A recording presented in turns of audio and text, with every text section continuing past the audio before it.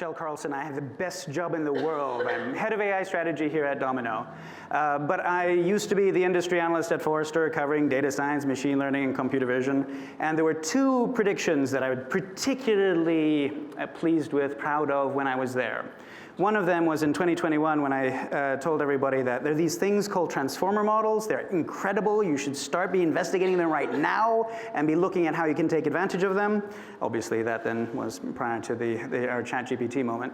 The second prediction that I'm both proud of and sad of was predicting the financial implosion of Forrester research.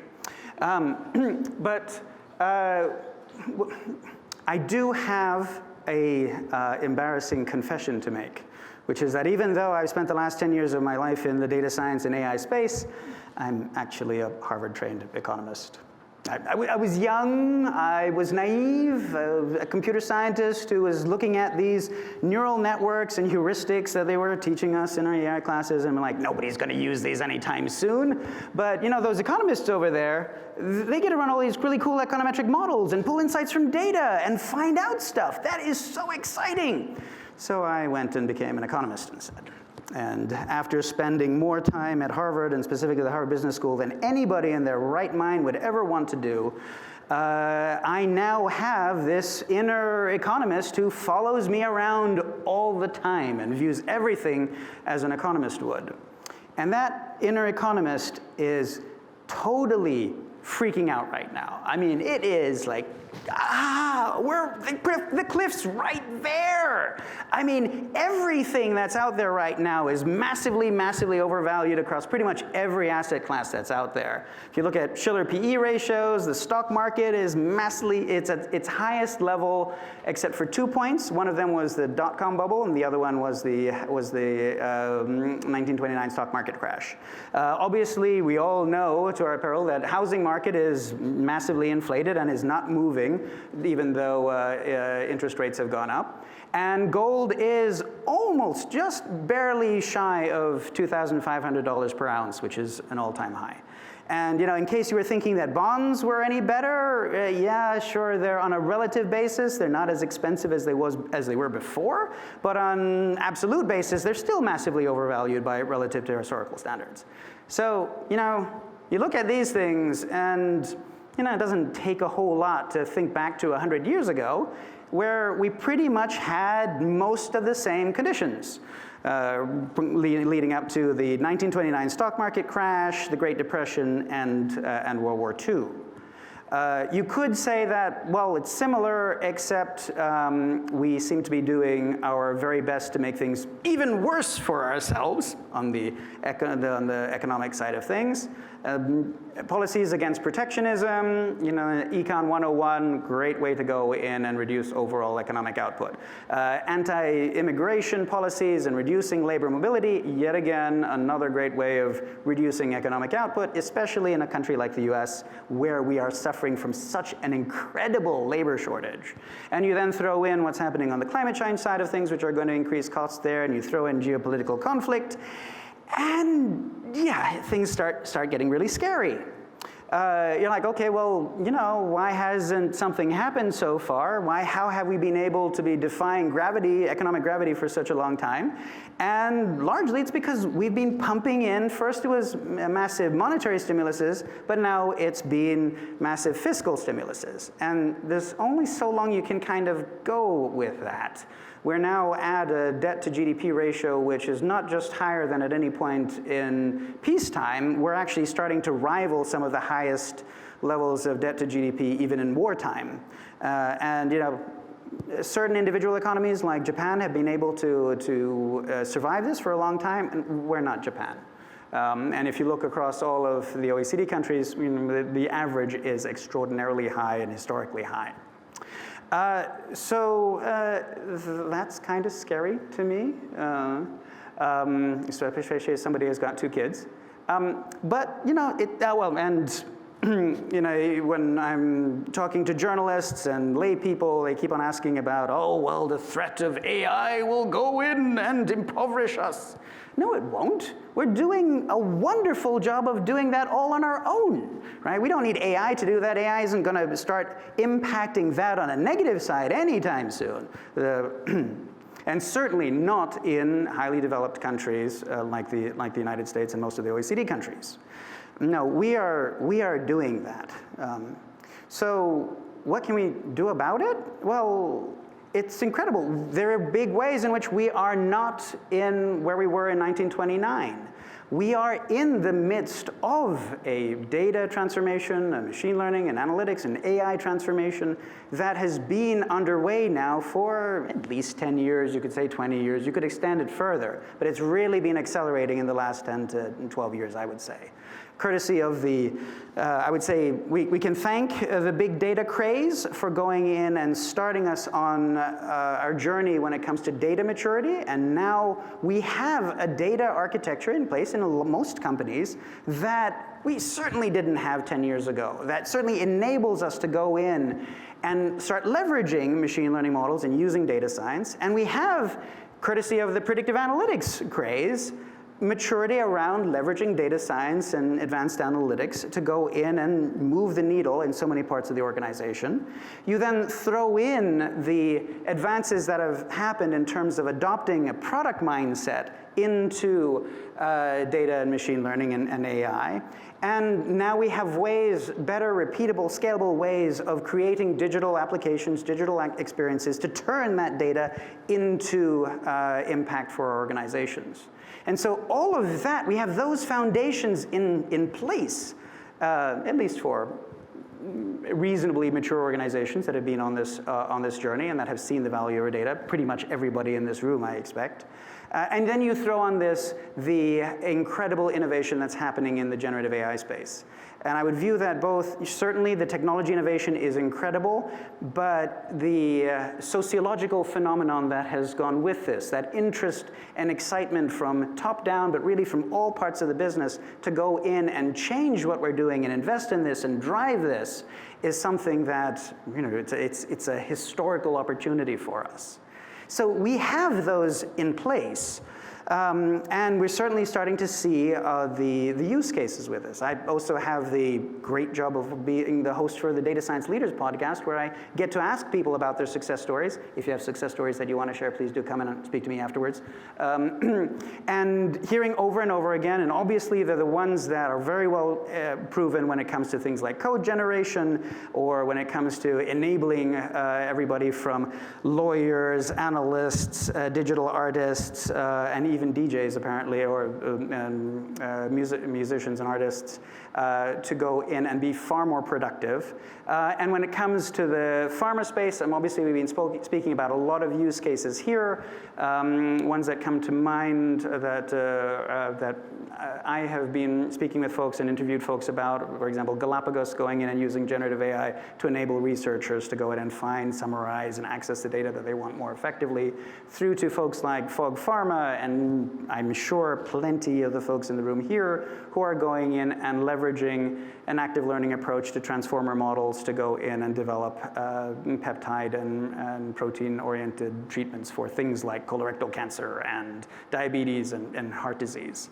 So incredible advances and opportunities, many of them already in production, many of them already driving outcomes. And certainly any number of automation use cases that, and new applications and other ways in which we can drive productivity off of this. And so there are ways in which AI can enable us on our productivity side of things in terms of enabling our prosperity, but also ways in which AI can enable all of those incredible stock market evaluations that we have right now. When you think about PE ratios, it's really the earnings that we can tackle with AI. This is Michael Porter's value chain framework. If any of you are Michael Porter fans, and we have in the audience today. I worked for him for 3 years. If you need funny Michael Porter stories, come see me later on. But his value chain framework is a very helpful way of decomposing the different activities of an organization that can drive superior returns. And really you start looking at this, and which part of this don't we have proven use cases for driving value with machine learning or with artificial intelligence. Pretty much everything from logistics, operations, marketing and sales, service, procurement, technology development, human resources. The firm infrastructure is always a weird one. Everybody wonders what that one is. But pretty much every aspect of the things that drive superior returns for an organization are things that we already know, we already have proven use cases for driving value, certainly on the machine learning side, but also on the AI side, if you are one of those people who likes to define AI very narrowly as generative AI. So again, the PE ratios, the stock prices that we have right now are massively overinflated with expectations around how AI is going to go in and improve business performance. That doesn't make sense. But can we leverage AI? Can we make it real? Can we go in and execute and realize those and justify those? We absolutely can. And the great thing with these technologies is the degree to which they would help us respond to a very, very changing landscape and, heaven forbid, a crisis. Certainly, these are advanced analytics techniques. They help us go and identify the world as it is changing. Those anomaly detection techniques that we talked about earlier are great ways of getting a heads up, an early warning on what is happening, what is changing about our customers, our suppliers, our patients, and so on. But it obviously doesn't end there. All of this, all of the data and the analysis that's behind it help us make better data-driven decisions on how we should adapt to those changes. But again, it doesn't end there either. The great thing about data-driven decision-making processes and model-driven workflows and the like is our ability to go in and change them rapidly. Human-based decision processes, extraordinarily difficult to change. Model-based decision processes, well, we train a model and we deploy a model. All of these techniques enable an agility for our organizations that we need in order to be addressing a rapidly changing environment. So with these, well, you know, AI, this is, if you excuse me, borrowing Danny DeVito's character from Other People's Money. AI, well, AI might not be our best friend, but it is our only friend. What other mechanisms do we have, especially in an advanced economy like the United States, to go in and affect these outcomes? If you're in a developing economy, sure, there's a lot of low-hanging fruit. There are a lot of ways of increasing productivity and ensuring improvements in our standards of living. In the US, we've tapped out most of them. I mean, we've pursued the offshoring and nearshoring opportunities. We've pursued our more traditional digital transformation opportunities. We've gone through fad after fad and used them for what they were good at and driving additional productivity enhancements. What else do we have on the table right now that has the potential for really moving the needle on our organizations, for making them more productive, for making them grow and be more profitable? Well, we have the mostly untapped opportunities when it comes to data, analytics, machine learning, and artificial intelligence. So, well, when do we need to do all of this? Well, we need to do this before any crisis happens. We need to do this really, really quickly, because we all know what happens during a recession or a crisis. Those innovation budgets that we always wish we had more of, but which we at least have right now, they're going to dry up. The willingness to change, the willingness to invest, the willingness to go in and put time and effort and people and blood, sweat, and tears behind this, that's going to dry up as well. The very, very first thing that happens during a crisis is, you circle the wagons and go back to, I hate to mix my metaphors here, go back to our knitting and do things the way that we did previously that had been successful for our organization. And so that means a return to intuition-based decision-making, gut feel, and arguably ignorance. That will happen if we don't get to a level of maturity around machine learning and AI and analytics in our organizations. So, what do we need to do? We need to accelerate that journey as quickly as we can so that we are there and we are ready. And like everything else in technology, my apologies, it does always come back to people, process, and technology. On the people side of things, you should be growing those teams of yours. You should be getting those resources that you need. They are the existing roles, the data engineers, the data scientists, the newer developers, the newer roles of AI and data product managers, AI engineers. Still, we're also trying to figure out what exactly that looks like. But also leadership. Right? Well, there is an encouraging trend of increasingly seeing more senior leaders being appointed in AI data science and analytics roles. But often what I'm seeing in organizations is that it's too thin. The span of control is too large. The individuals are accountable for too much. There's too little in the way of a leadership hierarchy in order to get scale around the AI and machine learning opportunities. So building out not just the teams of practitioners, but the leadership teams, cadres for this, I think is extraordinarily important. Certainly on the process side of things, we've had a lot of conversations about how do we go in and codify, standardize, and broaden adoption of faster, better, best practices and processes for the data lifecycle, the model development lifecycle, the AI lifecycle, and the software development lifecycle, and how we integrate all of those. Is it easy? No. Have we figured it out? I don't think anybody has. This is still very much a work in progress. We've made headway when it comes to the data lifecycle and the machine learning lifecycle and software development lifecycle. How we go in and integrate all three of those. There are wonderful early successes. Folks are doing it better and better. We need to go in and be able to regularize this and turn what is the development of AI products today, which is kind of an artisanal process whereby folks are going about things with their own internally developed very individual ad hoc processes and turn that into something that looks like more industrial scale production with process discipline, with repeatability, with predictability and reliability built into it. And on the technology side of things, we're humans, right? We don't like following governance processes. We don't like automatically documenting things. We don't like doing things that are manually intensive and benefit other people and not necessarily ourselves.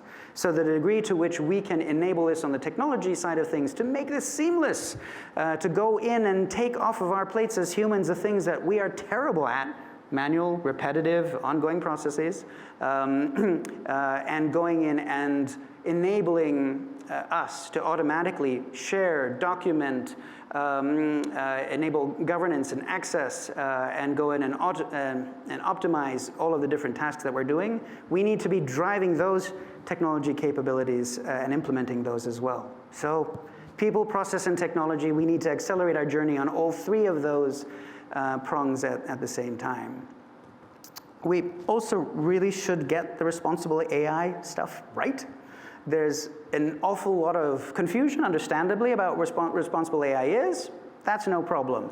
There's a lot of defining responsible AI in a way that just won't provide much value for organizations. We all love to talk about ethics and principles, and that's good and important, and we are never going to succeed if that is all we're going to look at. There's just two ethics. Important applies to a very narrow set of use cases.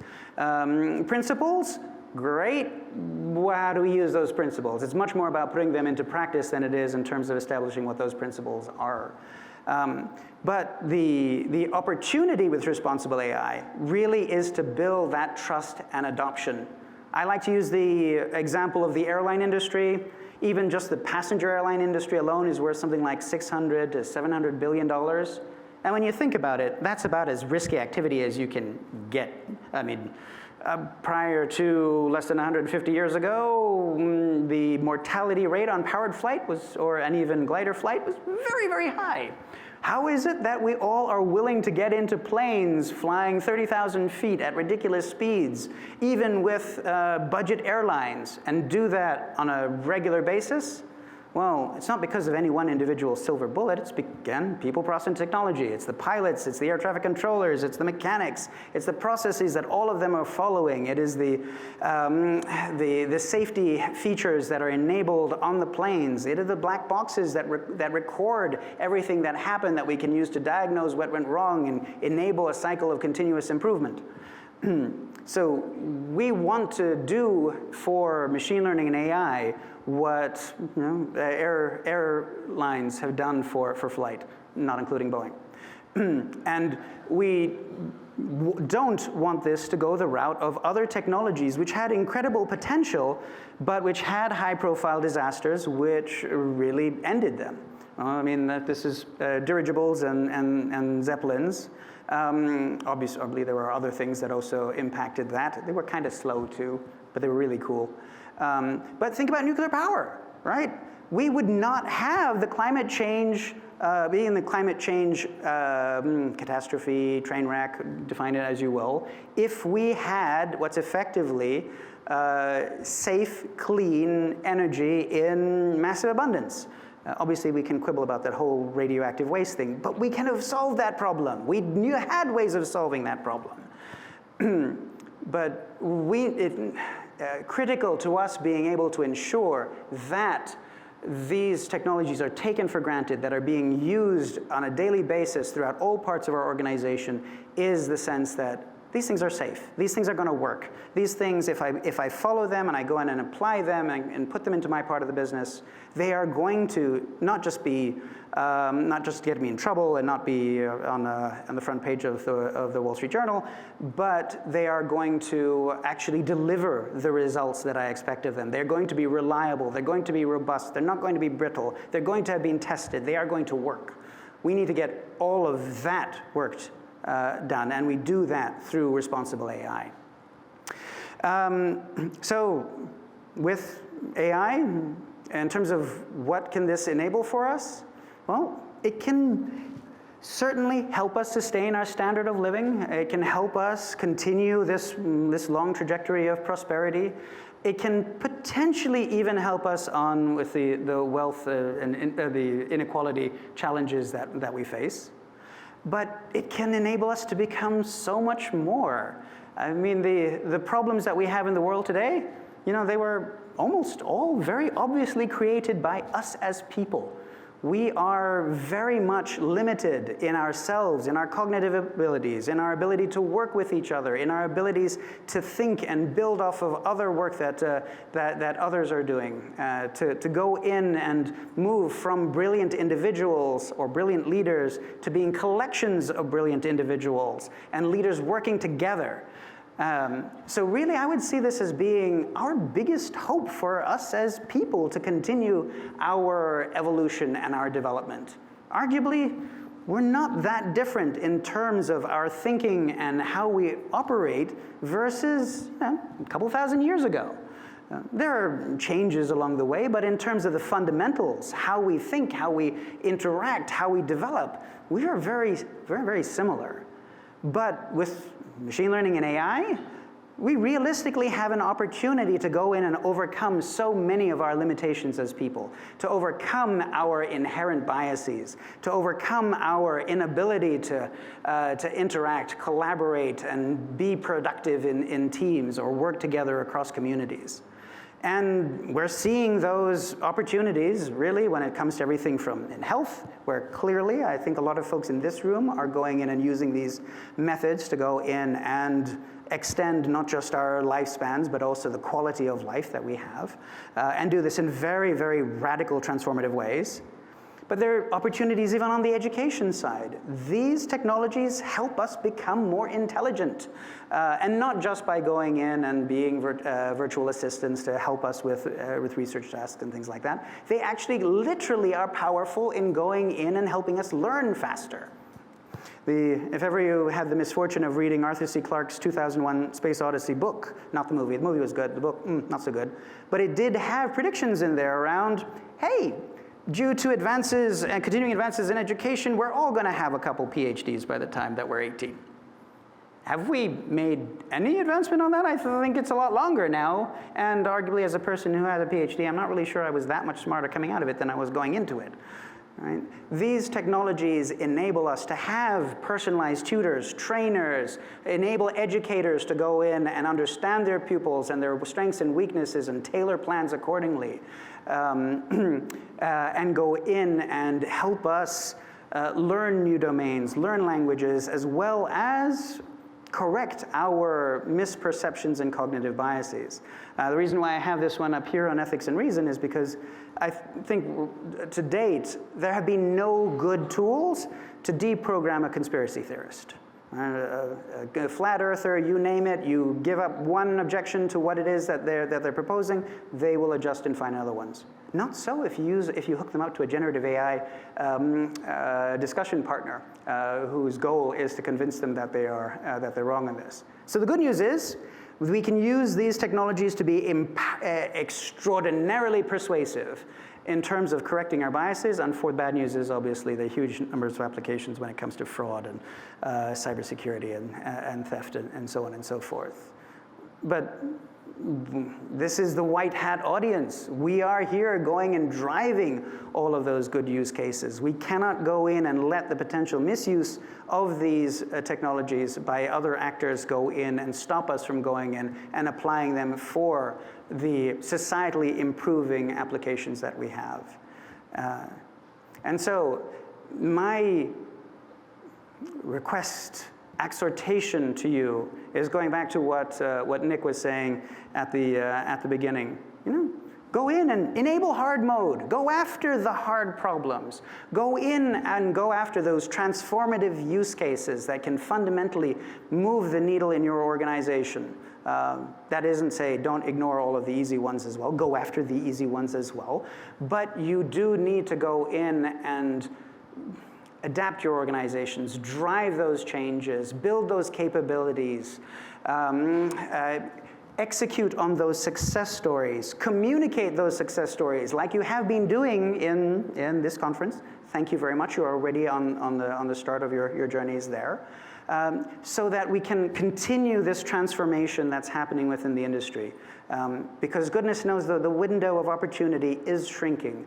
The closer that we get to another potential crisis or calamity, the closer we get to all of this setting us back to zero, starting the counter over again, and forcing us to wait another AI winter before we can take advantage of what are, again, our best shot as humanity, as people, for our societies, individuals, and so on, to go in and dramatically make ourselves more than what we currently are. So thank you very much for joining us, all of us here, and thank you so much for the incredible work that you do on a daily basis.